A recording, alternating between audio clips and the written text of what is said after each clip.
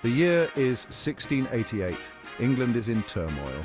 King James II, a Catholic king on a Protestant throne, has been deposed. James was driven out by his own Protestant daughter Mary and her husband William of Orange. They became the new rulers of England. This was the Glorious Revolution, a bloodless revolution that changed British history. Many in Scotland and Ireland remained loyal to James. These loyalists became known as Jacobites, taking their name from Jacobus, the Latin for James. The stage was set for decades of intrigue, rebellion, and bloodshed. The Jacobite cause would become a powerful force, shaking the foundations of the British state. In the Scottish Highlands, the Jacobite cause found fertile ground. The clans, fiercely independent, saw the Hanoverian kings as foreign usurpers. The Highlands, with their rugged terrain, offered a haven for Jacobite sympathizers. The first Jacobite Rising in 1715 ended in failure. James Francis Edward Stuart, the old pretender, couldn't rally enough support. But the Jacobite dream did not die. It smouldered like embers, waiting to ignite. France saw an opportunity to exploit the Jacobite cause. The French offered support, hoping to destabilize Britain. The stage was set for another dramatic chapter in the Jacobite saga.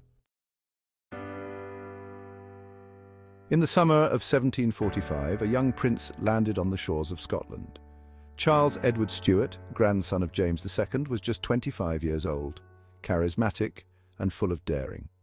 Known as Bonnie Prince Charlie, he embodied the romantic ideal of a lost cause. His arrival ignited a firestorm of support. Clansmen flocked to his banner, their swords flashing in the summer sun. They were drawn by his lineage, his charisma, and the promise of restoring a Stuart to the throne. The Jacobite army, though outnumbered and outgunned, marched south, their spirits soaring with each victory.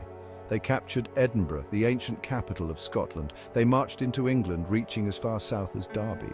For a brief moment it seemed as if the Jacobites might actually succeed. Section 4, Culloden's Shadow, the Rising crumbles. However, Bonnie Prince Charlie's dream was not to be. The Duke of Cumberland, son of King George II, assembled a formidable army to crush the rebellion. On April 16, 1746, the two armies clashed on Culloden Moor, a desolate stretch of land near Inverness. The Battle of Culloden was a disaster for the Jacobites. Outmaneuvered and outgunned, they were cut down by the relentless fire of the Hanoverian troops. In less than an hour, the Jacobite dream lay shattered on the blood-soaked moor. It was a brutal and decisive end to the 45. As the Rising became known, Bonnie Prince Charlie, the young pretender, became a fugitive, hunted across the Highlands for months before finally escaping back to France. Section 5. The Highland Fabric Unwoven Legacy of the Rising. The aftermath of Culloden was brutal. The Hanoverian government, determined to crush the Jacobite threat once and for all, unleashed a wave of repression across the Highlands. The clan system, the very heart of Highland society, was systematically dismantled. Traditional Highland dress was banned, weapons were confiscated, and the Gaelic language was suppressed. The Jacobite Rising of 1745 was the last gasp of a dying cause. It marked the end of an era, the final chapter in a centuries-old struggle for the British throne. The defeat at Culloden had far-reaching consequences, not only for the Highlands but for Scotland as a whole. It led to the integration of the Highlands into the British state, but at a terrible cost. The legacy of the Jacobite Rising continues to resonate today, a poignant reminder of a time when the fate of nations hung in the balance.